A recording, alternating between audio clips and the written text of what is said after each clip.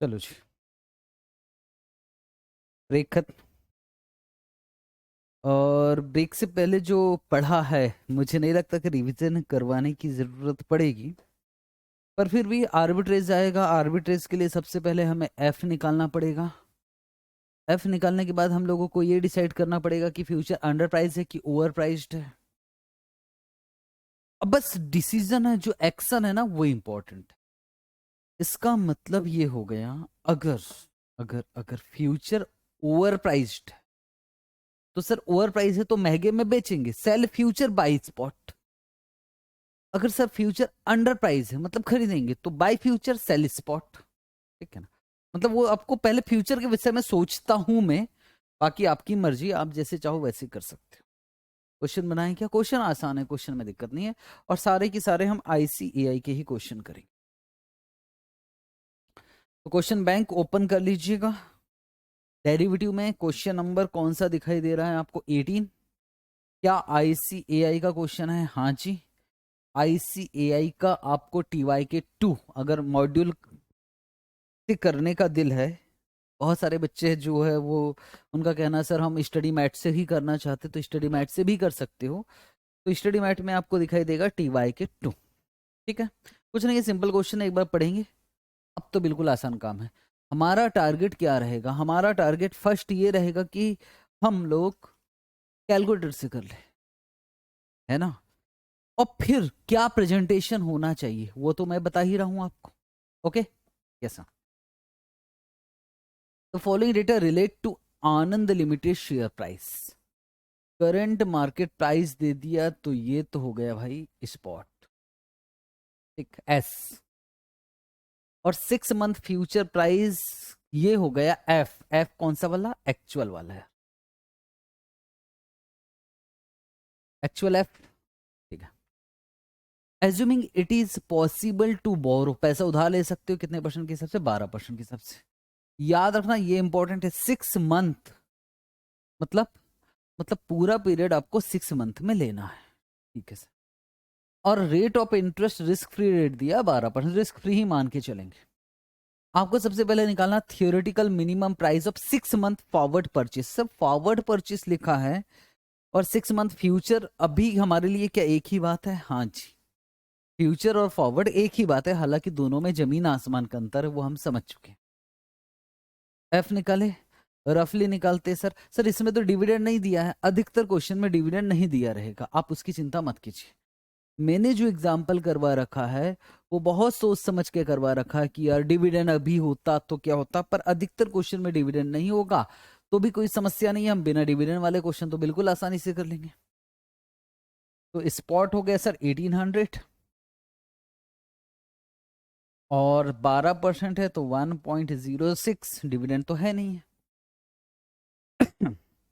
1800 into 1.06, तो answer 1908। 1908 seriously sir, क्या इसमें? छोड़ो, 1908। अब यार एक्चुअल एफ कितना ही दिखाई दे रहा है सर? एक्चुअल एफ जो दिखाई दे रहा है वो दिया है 1950। ठीक है। और सर थियोरेटिकल या फेयर वैल्यू कितना निकला है? 1908। सर फ्यूचर क्या दिखाई दे रहा? सर फ्यूचर दिखाई क्या दे रहा है? सिंपल सी बात है, फ्यूचर हमको दिख रहा है कि फ्यूचर क्या है? Over priced. अगर फ्यूचर ओवर प्राइस्ड है तो हमको क्या करना चाहिए? Sir sell future. हमें क्या करना चाहिए सर? हमें क्या करना चाहिए? हमें क्या करना चाहिए? हमें सेल फ्यूचर और बाय स्पॉट। ये तो बाय स्पॉट सेल फ्यूचर। अभी क्या करेंगे? बोरो करेंगे। और आज अगर मैं कहूँ ये एक्शन हो गया सेल फ्यूचर बाय स्पॉट। अब प्रोसेस की बात करो तो सर आज हम 1900 रुपया उधार लेंगे, 1900 रुपया नहीं 1800 रुपये उधार लेंगे। और हमें 6 महीने बाद 1908 चुकाना है। और शेयर उधार लेके, सॉरी पैसा उधार लेके हम शेयर खरीदेंगे। और शेयर कोई दिक्कत की बात नहीं, हमको हमारा शेयर कितने में बिक जाएगा? 1950। तो आर्बिट्रेज गेन मेरे ख्याल से इसको ना भी करवाऊं तो चलेगा, पर फिर भी एक बार देखने का बनता है। तो थियोरेटिकल फ्यूचर प्राइस कितना दिखाई दे रहा है? 19। सर ये 435 क्या है? ये एक प्रकार से आर्बिट्रेज है। अगर आपको सीधा से कहूं, अगर मल्टीपल चॉइस क्वेश्चन आता है कि ये 435 कैसे निकाला, तो आपको कुछ भी नहीं करना है। मतलब अगर आर्बिट्रेज गेन पूछेगा, सीधा निकालना 1950 माइनस 1908। सर वो 435 गलती से प्रिंट हो गए हैं। 1950 माइनस 1908, 42 का आर्बिट्रेज गेन। तो मैं सोचा कि मिस प्रिंट है, ये 42 होना चाहिए, पर आर्बिट्रेज गेन अभी से क्यों निकालेंगे? आंसर कितना आएगा? 1908। और आर्बिट्रेज के लिए क्या है? Since future is over price तो सेल फ्यूचर बाय स्पॉट। अब आ जाए, ये एक्शन हो गया, ठीक, एक्शन कर लेना, एक्शन हो गया। अब आज क्या करना है? सर आज हम लोगों को एक काम करना है कि आज हमें पैसा उधार लेना है और शेयर खरीदना है।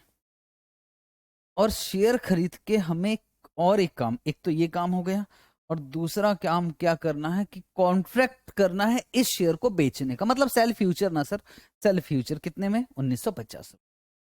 कोई दिक्कत की बात नहीं है? नहीं। और 6 महीने बाद पैसा आएगा शेयर बेच के 1950, और रीपेमेंट कर देंगे 1908। तो आर्बिट्रेज कितना आ गया? 42। कुछ था ही नहीं सर, ये तो बहुत ही सिंपल क्वेश्चन है। यस, आप इसे होमवर्क भी दे सकते।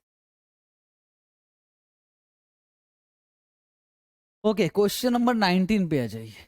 क्वेश्चन नंबर 19, वो क्वेश्चन नंबर 18 तो कैलकुलेटर वाला ही था। क्वेश्चन नंबर 19, क्या क्वेश्चन नंबर 19 भी हमारे इंस्टीट्यूट का है? यस, ICAI TY के 4 डिस्कस करें।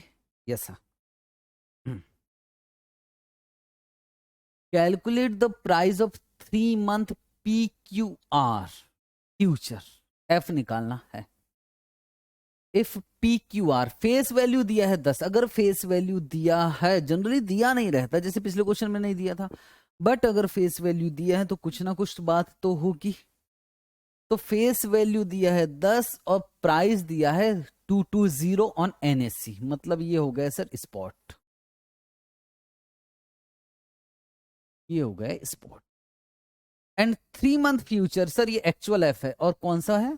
3 month. And the 1 month boring rate is given at 15% per annum. यार ये 15% क्या है? ये 15% पर एनम, इसमें तो कोई शक की बात नहीं है।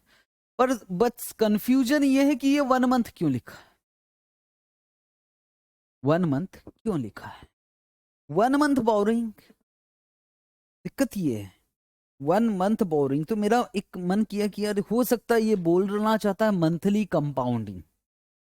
ऐसा नहीं है, ये मिसप्रिंट है। यहाँ ICAI का मिसप्रिंट है, ऐसा नहीं कि मेरे बुक का मिसप्रिंट है। नहीं, इंस्टीट्यूट के मैट में भी 1 मंथ ही छपा हुआ है, हालांकि ये होना चाहिए था 3 मंथ बोरिंग। ठीक है, तो हो सकता है इंस्टीट्यूट क्या करता है, कॉपी पेस्ट कर सकता है, कॉपी पेस्ट करता है ना एग्जाम में। हो सकता है कि इसी को कॉपी करके आपको एग्जाम में दे दे, तो आप कंफ्यूज मत होना। 1 मंथ नहीं है, ये 3 मंथ है, 3 मंथ का ही तो पीरियड है। एक्सपेक्टेड एनुअल डिविडेंड 25%, ये 25% किसका निकालना है? सोचना, फेस वैल्यू का निकालना है कि मार्केट प्राइस का निकालना? 25% लिखा। Before expiry also examine arbitrage opportunity. सबसे पहले हमको F निकालना पड़ेगा। स्पॉट प्राइस कितना दिखाई दे रहा है सर? 220। अब सवाल ये है कि ये जो 25 दिखाई दे रहा है, 25%, शब्द लिखा हुआ है expected annual dividend. Dividend rate दिया है कि डिविडेंड यील्ड दिया है, ये हमको नहीं मालूम। बट क्योंकि यार फेस वैल्यू दी रखा है, ठीक है। और दूसरी खास बात समझने की कोशिश करना कि यार टोटल मिलाकर रेट ऑफ इंटरेस्ट है 15%, जबकि कमाई आपकी 25% की हो रही, सिर्फ डिविडेंड की कमाई 25% की हो रही। थोड़ा अजीब सा लग रहा है, पर फिर भी इसमें कुछ भी नहीं दिया है, तो मैं डिविडेंड रेट मान के कर रहा हूं। डिविडेंड रेट, इट मीन्स ये डिविडेंड यील्ड नहीं है। सर इसके पीछे वजह वजह सिर्फ सिंपल सी बात है, क्योंकि फेस वैल्यू दिया है स्पेसिफिकली, तो डिविडेंड यील्ड नहीं मान रहा हूं, फेस वैल्यू दिया तो हो सकता है वो कहना चाहता है कि आपको फेस वैल्यू पर कैलकुलेट करना है। ठीक, तो फिर सर इंटरेस्ट का अलग लेते, 15% है तो 3 महीने का रेट निकाल लेते।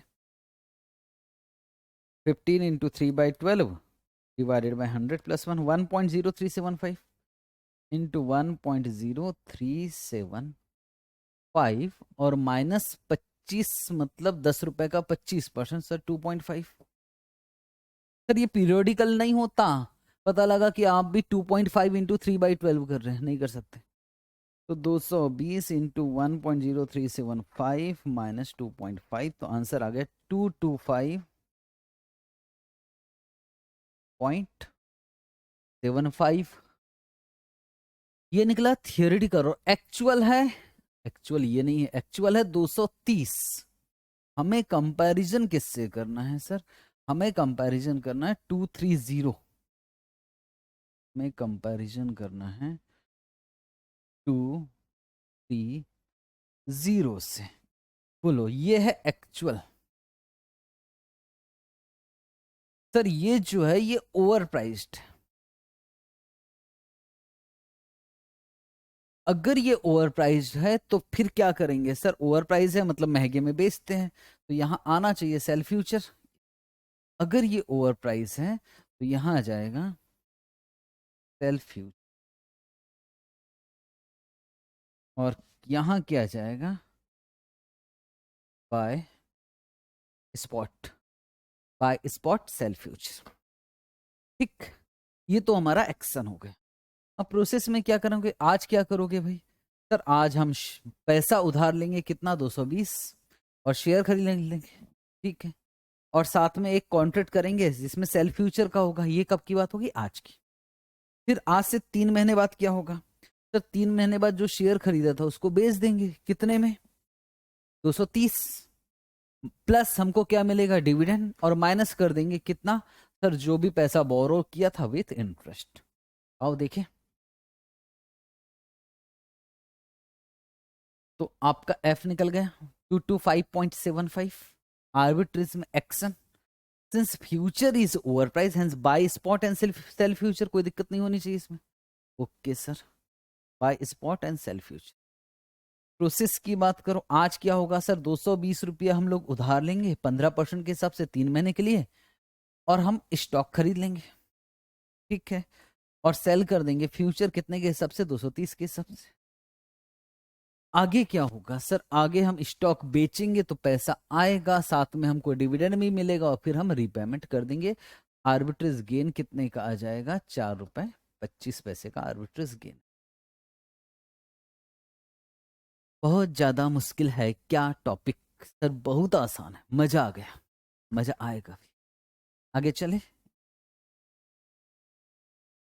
Question number 20। इसमें भी मुझे दिक्कत लगती, पता नहीं आपको लगेगी कि नहीं लगेगी, पर मुझे थोड़ा सा दिक्कत लगता है इस क्वेश्चन में।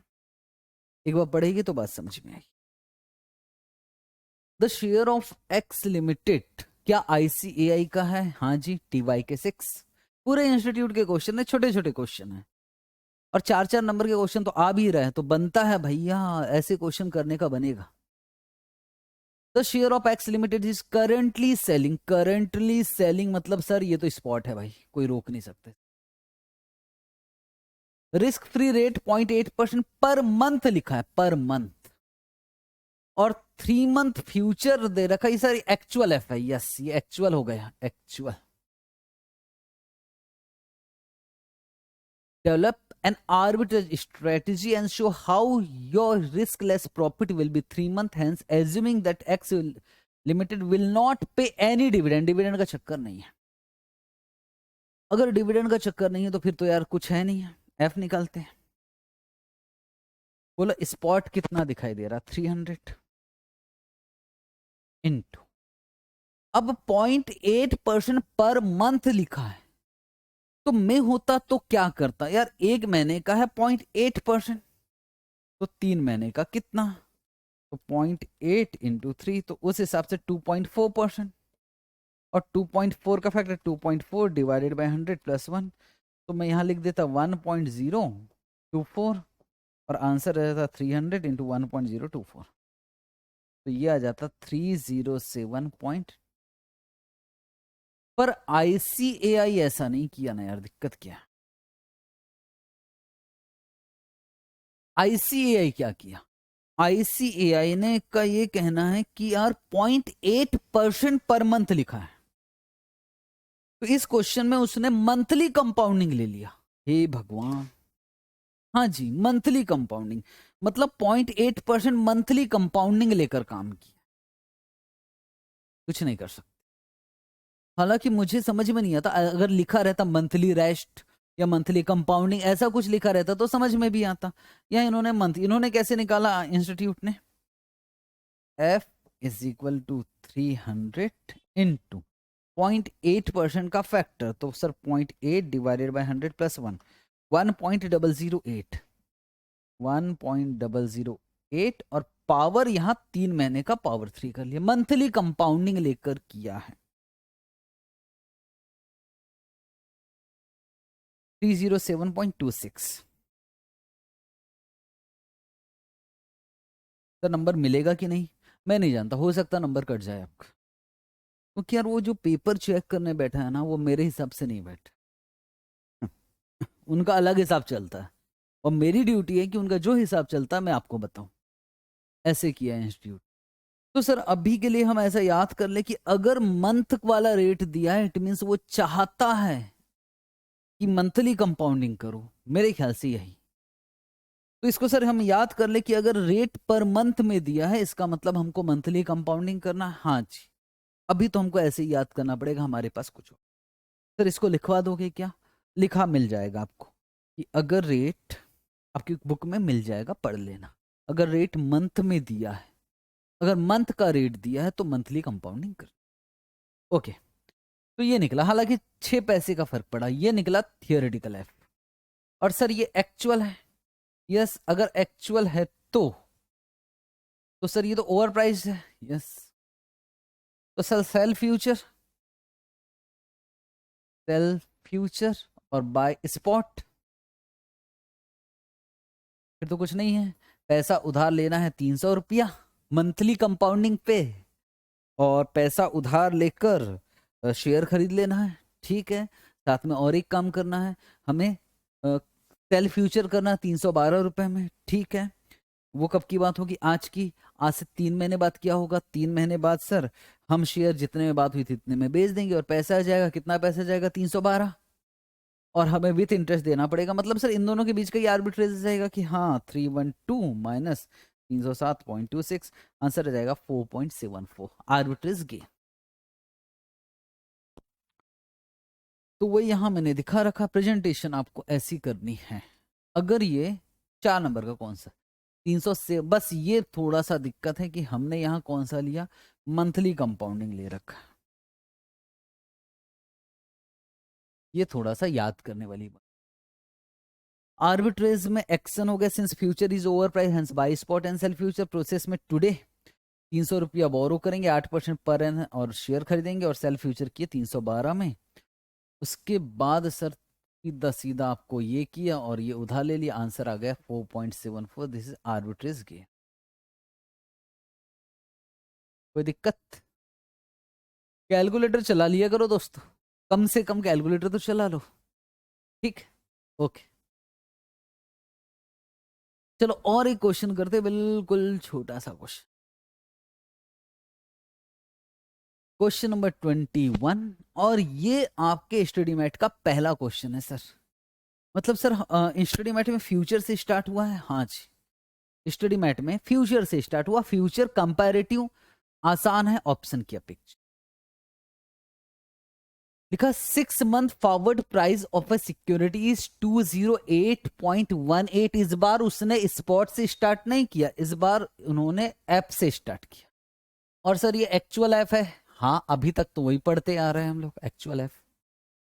The boring rate is 8% per month payable with monthly rest. हाँ, मंथली कंपाउंडिंग। अब ठीक है, मंथली कंपाउंडिंग में करते क्या, 8 इंटू 8 मंथ का रेट निकालो, 8 डिवाइडेड बाय 12, तो सर 0.6667% एक महीने का रेट है, तो पावर 6 हो जाएगा। और एफ दिया है तो ओहो आपसे स्पॉट प्राइस मांग रहा है। अब स्पॉट प्राइस निकाले तो कैसे निकाले भाई? सर देखो फॉर्मूला क्या होता है, ये होता है फॉरवर्ड प्राइस मतलब एफ एस 1+R। ये जो एफ दिया हुआ है सर ये एक्चुअल है कि थियोरेटिकल है? क्योंकि इससे तो जो एफ यहां हम रखते हैं फॉर्मूले में, जो एफ निकलता है वो तो फेयर प्राइस निकलता है। अगर आप कह रहे हो कि ये एक्चुअल है तो इससे ये थियोरेटिकल है, तो इससे पहले वाले क्वेश्चन में तो हमने एक्चुअल ही लिया है। इसमें इस क्वेश्चन में कोई ऑप्शन है कि आपके? इस क्वेश्चन में कोई ऑप्शन नहीं है। आपको एफ दिया है और आपसे एस मांग रहा है, तो आपको ये मानना पड़ेगा कि जो फ्यूचर है वो फेयरली ट्रेडेड है। फेयरली मतलब फेयर प्राइस पर ट्रेड हो रहा है। इट मींस मैं ये एज्यूम कर रहा हूं कि जो एक्चुअल एफ है और जो थियोरेटिकल एफ है दोनों एक ही है, दोनों बराबर है। सर ये एजम्पशन लिखना पड़ेगा कि नहीं? ये एजम्पशन लिखना नहीं है, इंस्टीट्यूट भी नहीं लिखा। तो यहां लिखा 208, यहां लिखा एस, एक मंथ का निकाला तो पावर 6 कर दिया। और इसको सॉल्व तो मेरे ख्याल से हो जाएगा। कैसे करोगे? तो पहले इसको कर लेते हैं। 1.0067 into equal to 2 3 4 5 6 M plus में डाल दिया, और 208.18 divided by MRC equal to 200। तो ये 200 निकल गए। ठीक है, हाँ बोलो। हाँ सर, आगे चले। चलो अगले क्वेश्चन पे चले क्या? हाँ बोलो जल्दी से, थक गए हो? 2-4 छोटे छोटे क्वेश्चन करने से लिख लो, थोड़ा बहुत कैलकुलेटर चलाओ, थोड़ा अच्छा लगेगा तो फिर आगे चलेंगे हम लोग। Continue continue. थोड़ा सा ना जब ऐसा लग गया हो कि यार थक गए तो वीडियो पॉज कर दिया करो, थोड़ा चाय कॉफी पी लो फिर पढ़ लो। ऐसे ही पढ़ना होगा और क्या। मैं भी पानी पी लूँ। चलो जी, मुझे ऐसा लग रहा है घूम फिर कर आ गया हो। स्टार्ट करें अगला क्वेश्चन। हाँ सर। सर आपका भी पानी पीकर हो गया कि? हाँ जी मेरा भी पानी पीकर हो गया। जरूरी है। बैक टू बैक क्वेश्चन मत किया करो। एक क्वेश्चन थोड़ा सा ब्रेक, फिर एक क्वेश्चन फिर थोड़ा सा ब्रेक, ऐसे किया करो। ठीक, ओके आ जाओ। और मैं तो आपसे ये क्या बोल रहा हूँ, सबसे अच्छा तरीका ये है कि आप ना एक बार कॉन्सेप्ट देखा, कॉन्सेप्ट्स की क्लास हुई, उसके बाद ना आप ये वाला लेक्चर मत देखा करो, क्वेश्चंस वाला। एक बार खुद से सॉल्व करने की तो कोशिश करो। सॉल्यूशन तो है ही, दिक्कत होगी तो बुक के से सॉल्यूशन देख लीजिए। पर वो अच्छा है। और जनरली 99% ऐसा कि मेरे लिए कोई इंपॉर्टेंट पॉइंट है लेक्चर में तो वो तो मैं आपसे बोल ही देता हूँ। बोल नहीं देता हूँ तो मैं बुक में लिखवा देता हूँ, तो बुक में लिखा हुआ है तो क्यों टेंशन लेते हो? ठीक, आप सिंपल सा सी बात है, एक पढ़ने की सिंपल सा ट्रिक बता रहा हूँ कि आप बस एक ही काम कीजिए कि आप कॉन्सेप्ट्स देखिए और क्वेश्चंस के लिए वीडियो देखिए ही मत, अपने मन से कीजिए। और ज्यादा दिक्कत कहीं फंस रहे तो सॉल्यूशन देख लीजिए, और सॉल्यूशन से 100% समझ में आ जाएगा। और फिर भी ऐसा लगेगा कि नहीं यार, ऐसा लगेगा ही नहीं। अगर लग गए तो फिर लेक्चर है ही यार। ठीक, चलो जी क्वेश्चन नंबर 22।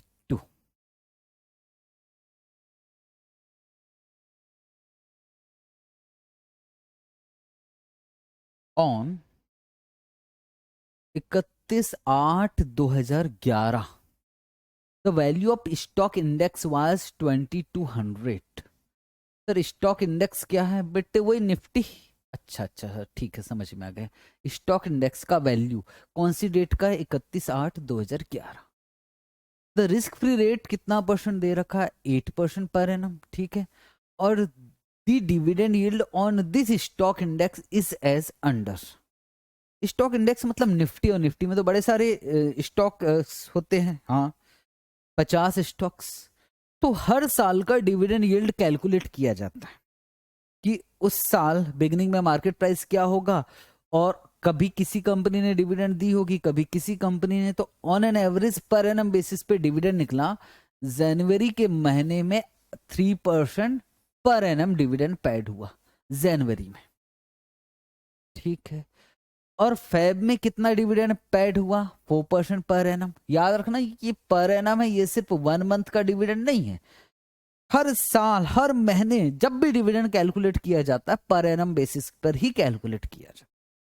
ठीक है सर। ऐसे मार्च अप्रैल मई जून जुलाई अगस्त सितंबर अक्टूबर नवंबर दिसंबर। और पेड लिखा है, बोले जो था 31/8 को क्या था 2200। अब यार 31/8 को 2200, आप समझना हमारे काम का कौन सा डिविडेंड था हम ये निकाल लेंगे, कोई मुश्किल की बात नहीं है। ठीक है, द डिविडेंड यील्ड दिया हुआ है आगे। Assuming that interest rate is continuously compounding. ठीक है भैया। Find the future price of contract, जो डिलीवरी होनी है वो कब होना है, 31 दिसंबर 2011 को। 31 दिसंबर 2011।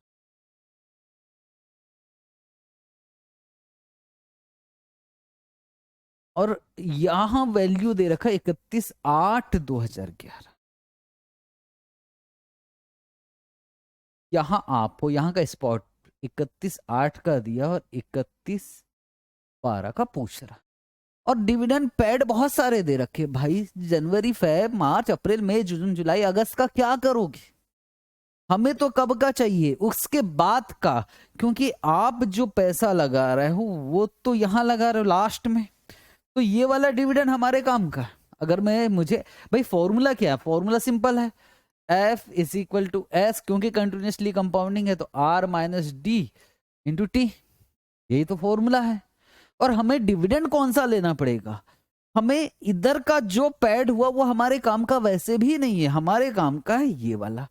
तो सर ये वाला काम का किस, चारों काम के, तो सर चारों में से कौन सा ले, क्योंकि यहाँ 3% पर एनम है, ऐसा नहीं कि सबको जोड़ के ले लेंगे, जोड़ के तो ले ही नहीं सकते, ये तो पर एनम है। अब कैसे करेंगे, ये सब पर एनम है, तो सर फिर तो एक ही ऑप्शन बचा। हाँ बोलो ना क्या बचा, सर एवरेज ही करेंगे डिवाइडेड बाय 4। यस, तो मैंने एवरेज डिविडेंड यील्ड निकाला, और एवरेज डिविडेंड यील्ड निकाला आने वाले 31/8 के बाद, तो ये आ गया 3.25%। ठीक है, 3.25%। अब मुझे काम करना है, और काम कैसे करना, मुझे क्या निकालना, एफ। अब एफ निकालूं, हाँ सर निकालिए। एफ कैसे निकालोगे, 2200 इंटू ई, कितना परसेंट है वैसे, 0.08 रिस्क फ्री, और 0.0325, और टाइम कितना है सर, टाइम है 4 महीने, तो 4/12। तो आंसर क्या आया, इसको कैलकुलेट में करने से 0.0325 इंटू 4/12 किया तो ये वैल्यू आ गया। अब इसका क्या वैल्यू क्वेश्चन के साथ में दिया हुआ, अगर क्वेश्चन में दिया है तो बहुत अच्छी बात है, और क्वेश्चन में दिया होगा मुझे ऐसी उम्मीद है, और दिया है क्वेश्चन के साथ ही दिया 1.01593। हमें एफ निकालना और कुछ नहीं, और एफ का आंसर आ गया फाइनली 2235.046। जितने भी मैंने क्वेश्चन अभी तक आपको करवाया हूं, याद रखना कि ये 4 नंबर के क्वेश्चन आ सकते हैं, फोकस करना इन क्वेश्चंस पे बहुत अच्छे से। ठीक है जी, ओके सर।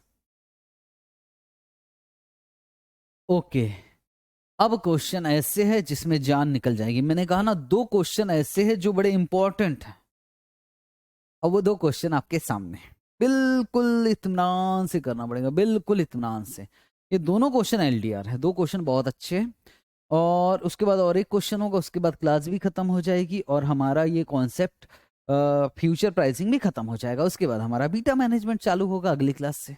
मतलब सर बहुत ज्यादा मुश्किल नहीं है, नहीं है, मैंने कब कहा कि बिल्कुल आसान है। पढ़े, इस क्वेश्चन में टाइम लगेगा, आराम से सोचना है, आराम से काम करना है, जल्दबाजी मत करना।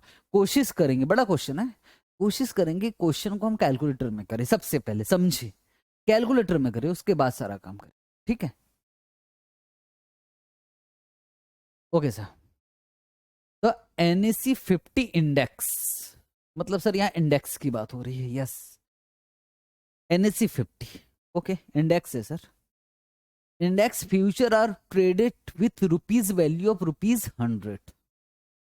मतलब सर इंडेक्स जो भी होगा उसको हम 100 से मल्टीप्लाई कर देंगे। मतलब एक यूनिट को उन्होंने कहा कि एक यूनिट के बराबर है 100 रुपए, रुपीज वैल्यू ऑफ 100 पर इंडेक्स पॉइंट।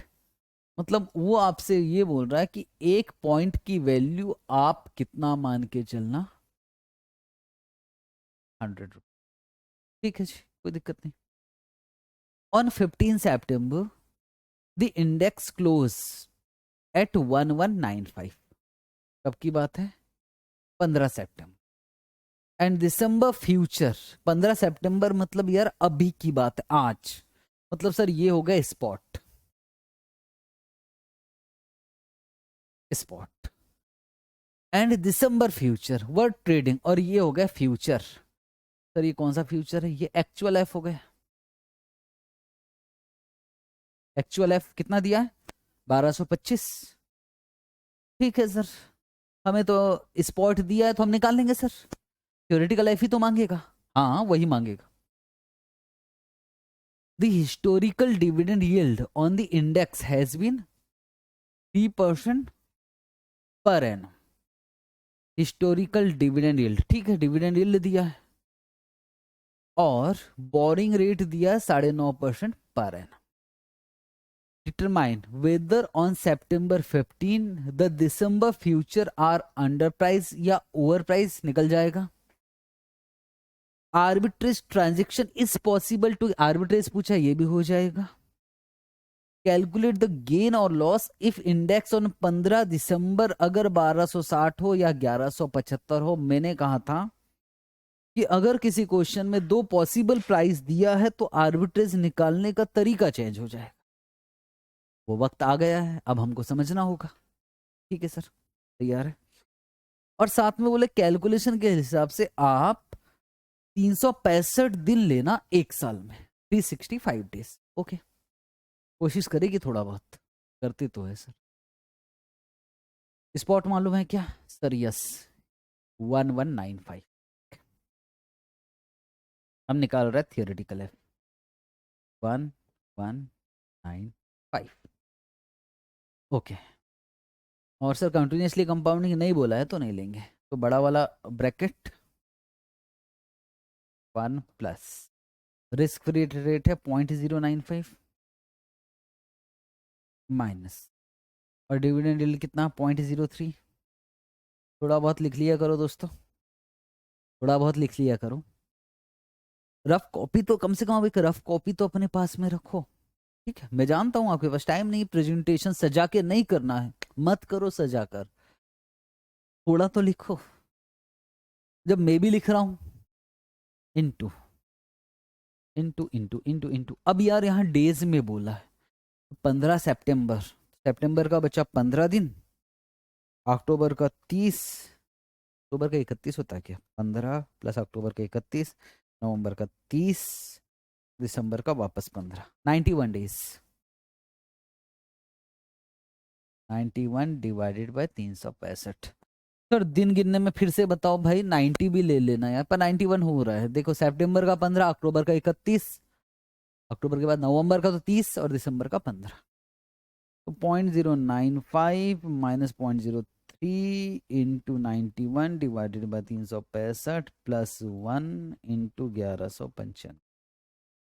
तो मेरे हिसाब से आंसर आ रहा है 1214.36537, ले लूँगी 37 दो डिजिट तक, 141 नहीं 1214.37, पता नहीं, एक बार चेक लेता हूँ।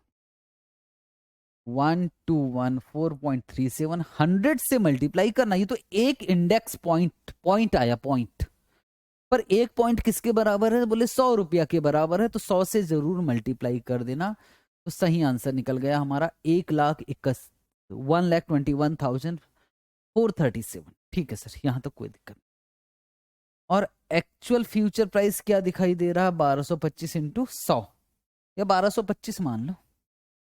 वापस से जाते हैं, एक्चुअल आपका कितना आया? 1417.37 और एक्चुअल है 1225। बताओ क्या है, अंडर प्राइस है कि ओवर प्राइस्ड? बताओ बताओ बताओ बताओ, बल जल्दी से बता दो कि ये एक्चुअल वाला सर ज्यादा है, ज्यादा है तो ओवर प्राइस्ड, और ओवर प्राइस है तो हम क्या बोलते हैं, जो ज्यादा है उसको क्या बोलते हैं, सेल फ्यूचर। और सेल फ्यूचर का दूसरा मीनिंग लेना पड़ेगा, क्यों, क्योंकि दो पॉसिबल प्राइस दिया, इसका मतलब इसको और क्या बोलते हैं, शॉर्ट पोजीशन। शॉर्ट पोजीशन मतलब डाउन साइड बैटिंग। 1225 से कम होने का शर्त लगाया हम लोग, ठीक है। आर्बिट्रेज में क्या करोगे सर? आर्बिट्रेज में सबसे पहले तो बोरो करेंगे। कितना बोरो करेंगे? 1195, ठीक है। 1195 इंटू 100 करते रहना सर। 1195 बोरो किया, उसका हमने इंडेक्स खरीद लिया, index fund. Okay, index fund खरीदा या फिर शेयर खरीदा, शेयर मान के चलो खरीद लिया सर, ठीक है। इसके अलावा हमने एक शॉर्ट पोजीशन लिया। मैंने कहा ना दो अलग अलग पेपर। हमने शर्त भी लगाया, शेयर तो खरीदा, साथ में शर्त भी लगाया, और शर्त गिरने का शर्त लगाया। डाउन साइड बैटिंग किया, और कितने पे किया? 1225 पे। Okay okay sir. मैं यहाँ लास्ट में 100 लगाऊंगा, आपने पहले लगा दिया होगा तो अलग। अब यार दो पॉसिबल प्राइस हो सकती है, बस आराम से इसका जवाब देते जाना। या हो सकता है 1260, या हो सकता है 1175, या हो सकता है 1260, या हो सकता है 1175। आपने एक तो शर्त लगाया, सेल फ्यूचर मतलब शॉर्ट पोजीशन। आपने शर्त लगाया है कि 1225 से कम होने वाला है, ठीक है। सबसे पहला काम क्या करे, आपने जो खरीदा था आप उसको बेच दीजिए। सर खरीदा क्या था सर? आपने ये खरीदा था ना 1195 का इंडेक्स फंड या शेयर खरीदा था, उसको बेचना तो पड़ेगा। ओके, और किस रेट पे? 1225 पे नहीं बिकेगा। मैंने कहा ना कि इसको अलग से डील करना, इसको अलग से डील करना, मिक्स मत कर देना। ओके, तो पहले सर जो हमने शेयर खरीदा उसकी बात कर लेगी, यस। तो सेल स्टॉक। कुछ बच्चे बोलते सर इंडेक्स कैसे खरीद सकते? भैया मैं समझा चुका हूं, इंडेक्स नहीं पर एक पोर्टफोलियो तो बना सकते उस टाइप का, वो बेच रहे हैं। अगर सर 1260 हुआ तो 1260 मिलेगा, अगर 1175 हुआ तो 1175 मिलेगा। इंटू 100 करते रहना, हालांकि मैं लास्ट में इंटू 100 कर दूंगा, लेकिन प्रेजेंटेशन के लिए आपको हर बार इंटू 100 करना है। सेल करने से पैसा आया सर, उसके अलावा डिविडेंड भी तो मिलेगा यार, क्योंकि आपने तो शेयर खरीदा है, यस। डिविडेंड का अमाउंट निकाला नहीं? निकालो ना sir. 1195 into 3% into 91 divided by 365। हे भगवान, प्लस 8.938 ले लेता हूँ। अब मैं नहीं जानता कि इंस्टीट्यूट ने क्या लिखा है। 938 फ्रैक्शन में आ रहा है ना, 8.938, 938, ठीक है। डिविडेंड भी हो गया। अब यार गेन या लॉस निकाल लो शॉर्ट पोजीशन पे। शॉर्ट पोजीशन है ना सर, 1225 से कम होगा तो फायदा, पर हो कितना गया? 1260, तो लॉस हो गया। 1260 माइनस 1225, तो सर यहाँ लॉस हो गया 35 का। और 1175 माइनस 1225, सर यहाँ गेन हो गया कितने का? 50 का, ठीक। और सर जो उधार लिया था उसको तो वापस करना पड़ेगा, यस। ये रेट है 0.095 into 91 divided by 360 plus 1 into 1195। तो सर यहाँ वापस करना पड़ेगा, रिपेमेंट करना पड़ेगा, माइनस 1223.30 माइनस 1223.30। फाइनल देखिए कि कितना आ रहा है भाई। यही आपका आर्बिट्रेज गेन आ जाएगा। तो इसको ऐड मत कर देना। 1260 प्लस 8.938 माइनस 35 माइनस 1223.30, जो भी आए इंटू 100 कर देता हूँ, तो यहाँ आ गया 1063.80 प्लस में। मतलब प्लस में ही है ना गेन आया। भगवान से प्रार्थना करो कि उधर भी उतना आ जाए। 1175 प्लस 8.938 प्लस 50 माइनस 1223.30 इंटू 100 कर देंगे, आ गया 1063.80, ये भी प्लस में। क्वेश्चन बहुत ज्यादा मुश्किल नहीं है, वो लगता है कि यार पता नहीं क्या है, पर कुछ नहीं है सर, आपके लिए नहीं होगा। मतलब एक बार प्रैक्टिस लगेगी। एग्जाम में आया था ये नवंबर 2019 में, ठीक है। चले एक बार देखें कि क्या प्रेजेंटेशन है। यस, तो सबसे पहले यार हमने ये तो निकाल लिया था, क्या बस मल्टीप्लाई ये निकाला है, और फिर हमने कहा था यार एक्चुअल एफ कितना है 1225। पॉइंट नंबर 1 में पूछा था कि अंडर प्राइस है कि ओवर प्राइस्ड, तो लिख लो पॉइंट नंबर 1 में since actual future price is more than, बताना पड़ेगा यहाँ कि अंडर प्राइस है या ओवर प्राइस है, कैसे पता लग रहा है, हमको बताना पड़ेगा कि यार एक्चुअल ज्यादा है भैया इसलिए ये ओवर प्राइस्ड है।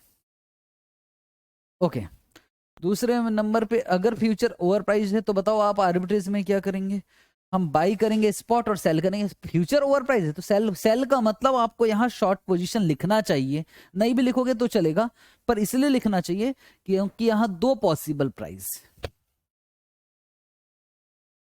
अब बात किसकी करते हैं, आर्बिट्रेज। सबसे पहले आप क्या करोगे, बोरो, तो आपने बोरो किया 1195 इंटू 100, कितने परसेंट के हिसाब से, 9.5% के हिसाब से 91 डेज के लिए, और आपने बाई क्या कर लिया, इंडेक्स, साथ में आपने शॉर्ट पोजीशन लिया 1225, मतलब आपने शर्त लगाया कि 1225 से कम होगा।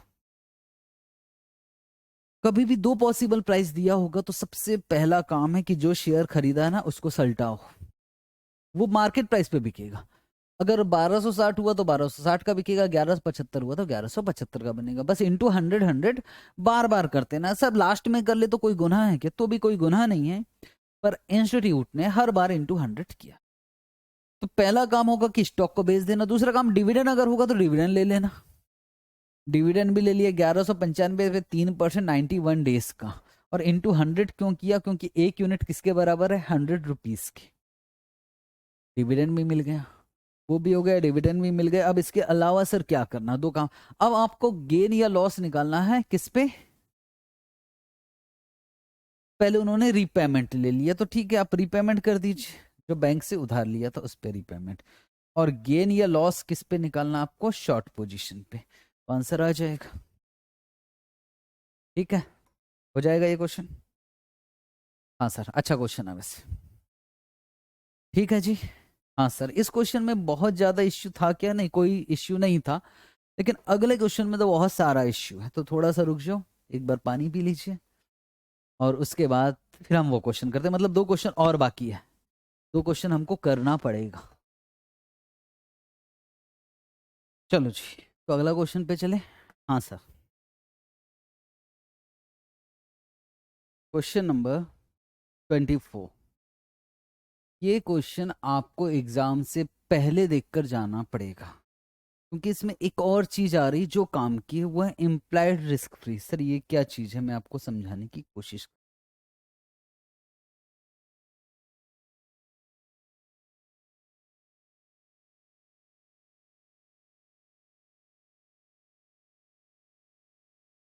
इम्प्लाइड रिस्क फ्री, सर ये है क्या चीज, ये बताओ।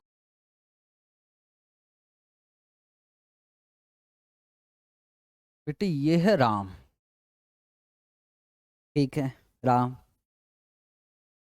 और वो बैंक में पैसा जमा करता हूँ, बॉन्ड्स में पैसा लगाता है, तो पैसे लगाने से जो मिलता है वो मिलता है रिस्क फ्री रेट। ओके, कोई दिक्कत की बात नहीं, और इसकी अपेक्षा, इसकी अपेक्षा वो कहीं इन्वेस्टमेंट करता है,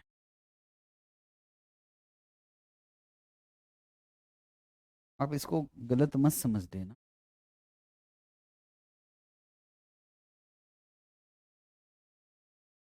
या तो वो यहां पैसा लगाए तो यहां से जो मिलेगा उसको रिस्क फ्री मिलेगा, या तो आप, वो इन्वेस्टमेंट करता है उतना ही रुपए, और उसको किसी भी हालत में, चाहे शेयर मार्केट में पैसा लगा रहा है, अगर शेयर मार्केट में पैसा लगाओगे तो बताओ रिस्क है कि नहीं है, सर रिस्क है, रिस्क तो है ना यार, पर मैं कह रहा हूं कि वो जो कर रहा है ना वो आर्बिट्रेज कर रहा है, आर्बिट्रेज का मतलब प्राइस चाहे कुछ भी क्यों ना हो, 1 लाख रुपए लगाकर उसको ज्यादा हो गए, 11,000 रुपए मिलेगा ही मिलेगा आर्बिट्रेज गेन, चाहे प्राइस ये हो चाहे प्राइस ये हो, चाहे अभी देख रहे हैं ना प्राइस, ये दो प्राइस दिया, चाहे ये प्राइस हो चाहे ये प्राइस हो, 11,000 रुपए मिलेगा ही मिलेगा।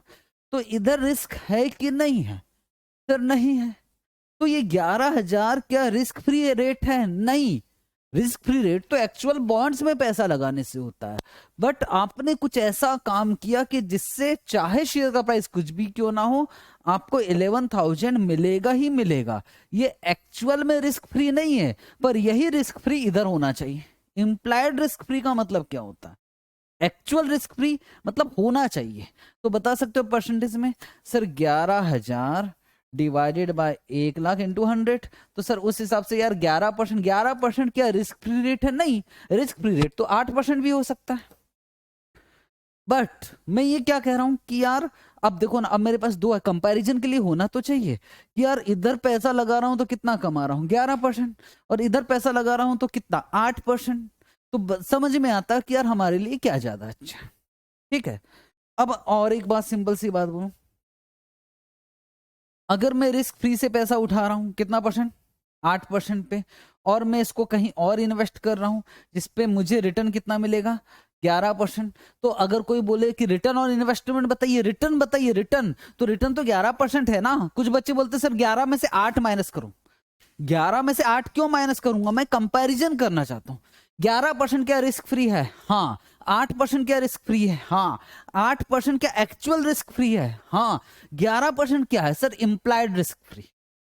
अब 11 में से 8 माइनस क्यों करोगे? ठीक है, फिर ये है क्या चीज, वो समझा रहा हूं क्या चीज। पढ़े क्वेश्चन को सर? हाँ, आप पढ़ते पढ़ते क्वेश्चन को। Suppose suppose current price of index is 13,800। Sir ये स्पॉट है, ये हमने पहचान लिया, ये है spot. And yield 4.8% per annum, 4.8% पर एनम। ठीक है, द 6 मंथ फ्यूचर कॉन्ट्रैक्ट, मतलब सर ये एफ हो गया, और मैं उम्मीद कर रहा हूं कि ये एक्चुअल एफ है। ठीक है, स्पॉट मालूम है, डिविडेंड यील्ड मालूम है, और एक्चुअल एफ भी पता है। ठीक है, कोई दिक्कत नहीं है, आगे चल रहे हैं। Assume that risk free rate कितना दिया है, 12%। ठीक है, तो मिस्टर एक्स, एक arbitrageur, can earn abnormal rate of return irrespective of outcome after 6 month. बोल रहा है भैया 6 महीने के बाद इरिस्पेक्टिव ऑफ आउटकम, मतलब प्राइस कुछ भी हो सकता है, तो बता सकते हो कि प्राइस कितना रिटर्न कमाएंगे। अब बात किसकी हो रही है? आर्बिट्रेजर की, मतलब पक्का पक्का कमाएंगे, पक्का पक्का, ऐसा नहीं कि लॉस हो जाएगा, पक्का पक्का कमाएंगे। You can assume that after 6 month, दो प्राइस दिया है, 10,200 और 15,600। अब यार ये वाला एक पॉइंट है जिसमें मुझे इंस्टीट्यूट पर बहुत गुस्सा आ रहा है, मतलब मुझे नहीं समझ में आ रहा है। बच्चों ने जस्टिफिकेशन सर एक बार पढ़ो तो क्या कह रहा है। 50% of stock included in index. Index, ये इंडेक्स, इंडेक्स में सेंसेक्स भी हो सकता है, निफ्टी भी हो सकता है। निफ्टी में टोटल मिलाकर कितने स्टॉक्स हो सकते हैं सर? निफ्टी में 50 हो सकते हैं। 50 स्टॉक्स में से कितने स्टॉक्स, बोले 50% स्टॉक्स जो है 50%, वो क्या दे रहे हैं? बोले वो डिविडेंड दे रहा है। 50% of stock included in index sell pay dividend in next 6 महीने। आने वाले 6 महीनों में सारे कंपनी डिविडेंड नहीं दे रही है, 50% ही कंपनी डिविडेंड दे रही है। क्या डिविडेंड का अमाउंट निकाल सकते हो 6 महीने का? अब ध्यान से देखना, और गलत हो तो मुझे बोलना।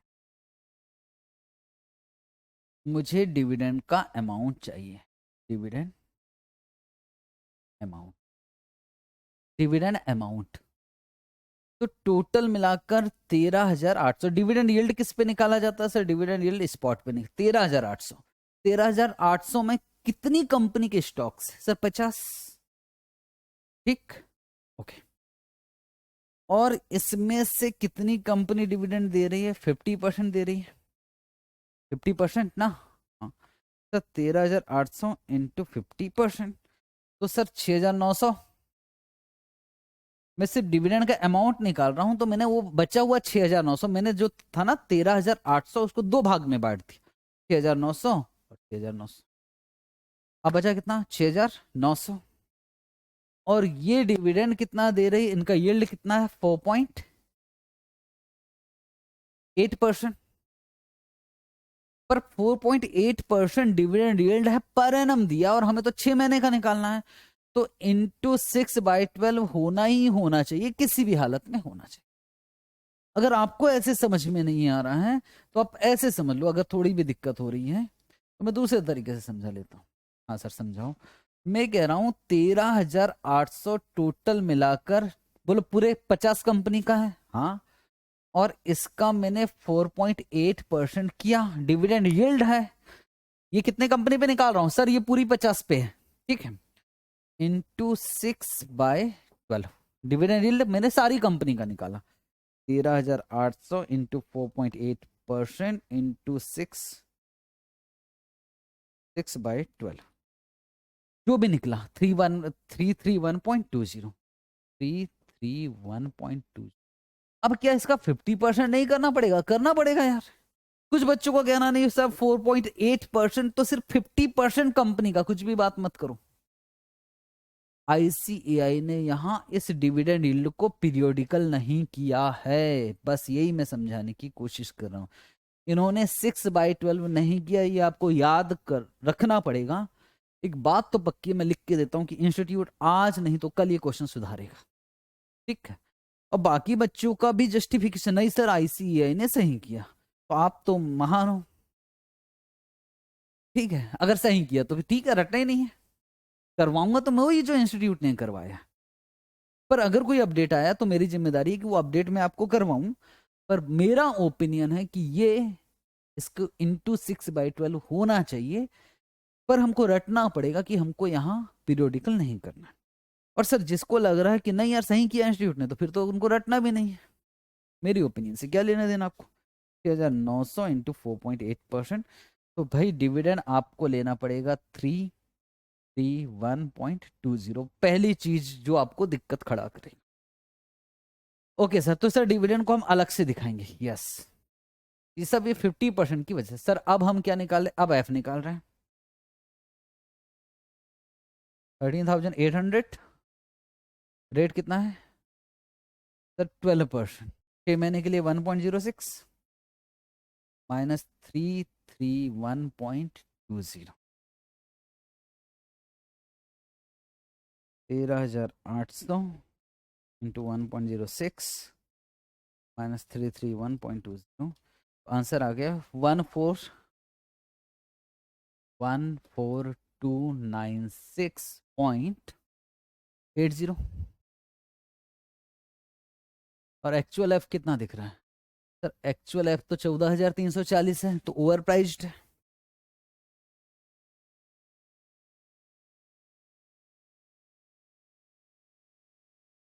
ओवर प्राइस है, तो इसको क्या करेंगे सर, ओवर प्राइस को सेल करते हैं, cell future.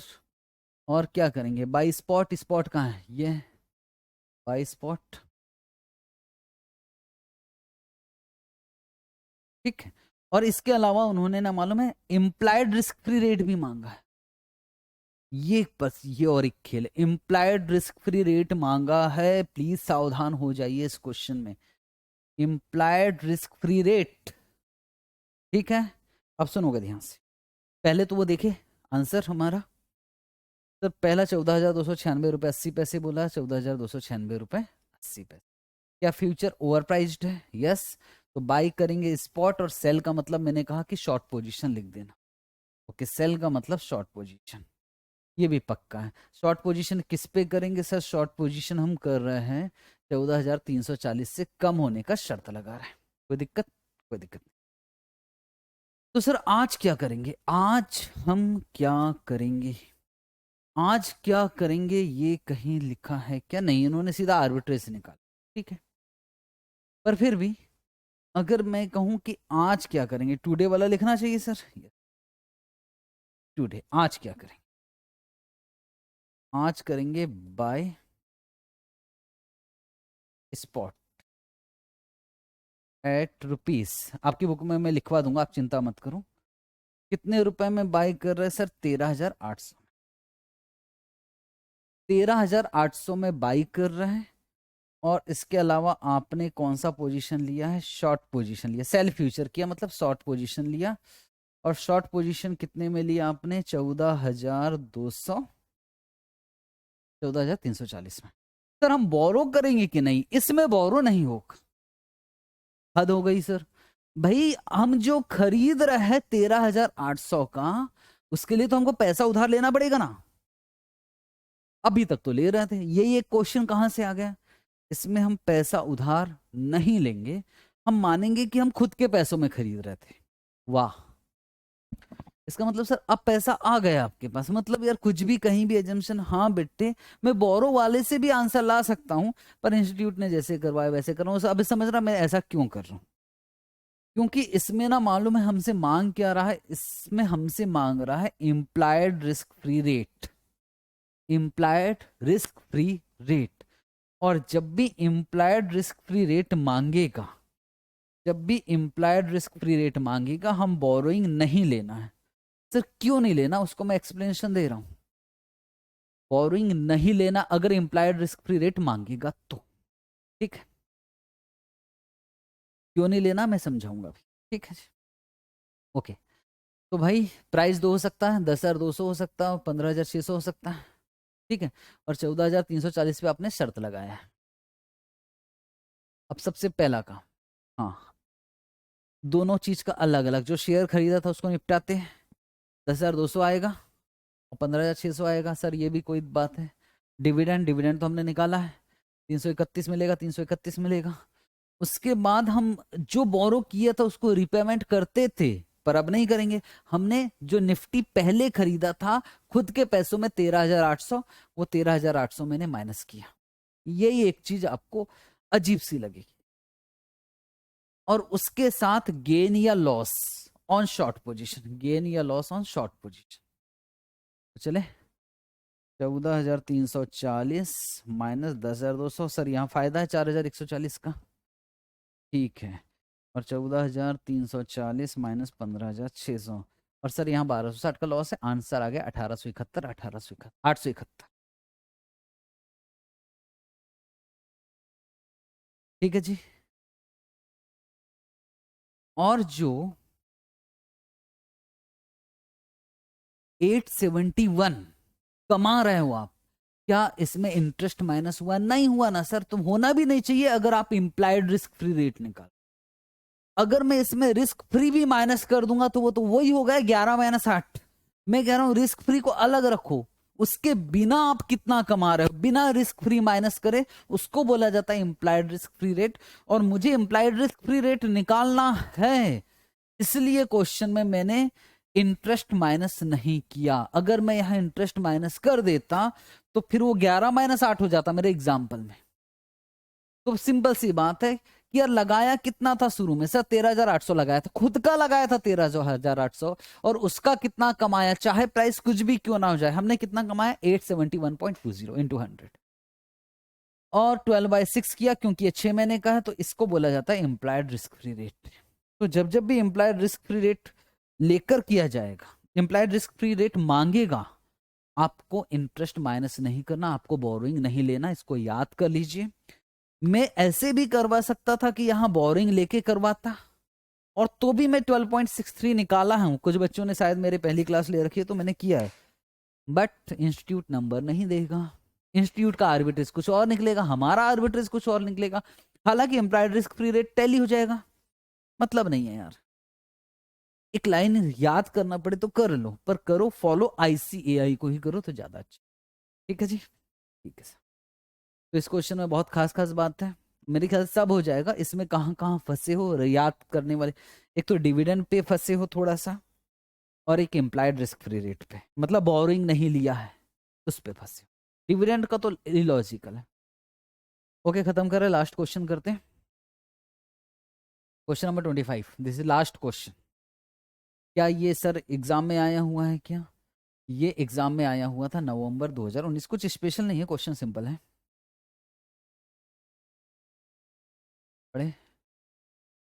A future contract is available on R Limited that pay annual dividend, dividend दे दिया 4 रुपए, ठीक है सर, ये डी हो गया।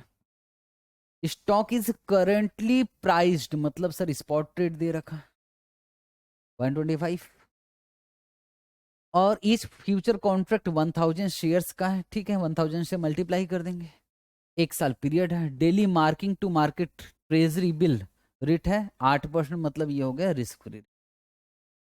Given the above information what should be the price of one future contract, F निकालना है। तो सर एफ कैसे निकलेगा, स्पॉट 125, 1 साल का पीरियड है, इंटू 1.08, और डिविडेंड कितना माइनस करना है, 4 रुपए, तो ये तो कुछ है नहीं, और इंटू 1000 लास्ट में कर लेना, 125 इंटू 1.08 माइनस 4, जो भी आया 131, और लास्ट में कितने से मल्टीप्लाई कर देना, 1000 शेयर्स। मेरे ख्याल से ये तो हो गया होगा, यस सर, 131 आया, 1,31,000, इसको तो होमवर्क भी दे सकता था, पर चलो ठीक है करवा देता हूँ। ओके सर, अगला क्या पूछ रहा है, 1 हो गया। If the company stock price decreases by 6%, बोले जो कंपनी का स्टॉक का प्राइस दिख रहा है 125, अगर ये 6% से डिक्रीज हो जाता है, तो बताओ एफ पे कोई फर्क पड़ेगा कि नहीं पड़ेगा, पक्का एफ भी तो, फ्यूचर प्राइस भी तो डिक्रीज हो जाएगा, मतलब 125 माइनस 6%, मतलब ये प्राइस हो गया 117.60, नहीं 117.50, तो बताओ एफ क्या आएगा, इंटू 1.08 माइनस 4, 122.90। अगर स्टॉक का प्राइस डिक्रीज हो जाता है तो फ्यूचर प्राइस चेंज हो जाएगा, और कितना आ जाएगा 122.90, 1000 से 1,22,900 हो जाएगा, ठीक।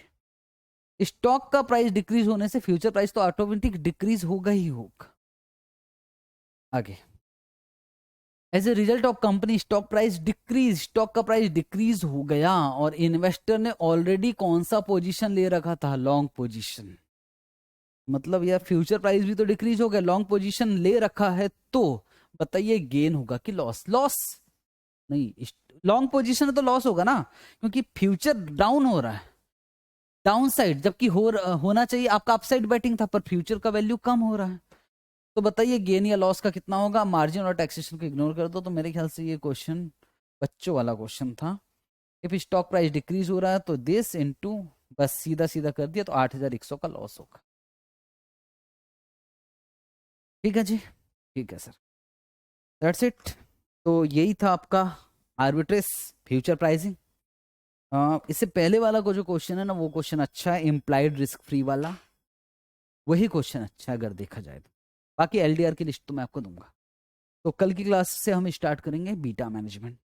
Thank you so much. Beta management important topic है, और नवंबर 2024 में बीटा मैनेजमेंट से क्वेश्चन आया था, और आगे भी मई 25 में और उसके बाद वाले अटेम्प्ट में भी आने की उम्मीद। थैंक यू, बाय बाय, कल मिलते हैं अच्छे टॉपिक के साथ।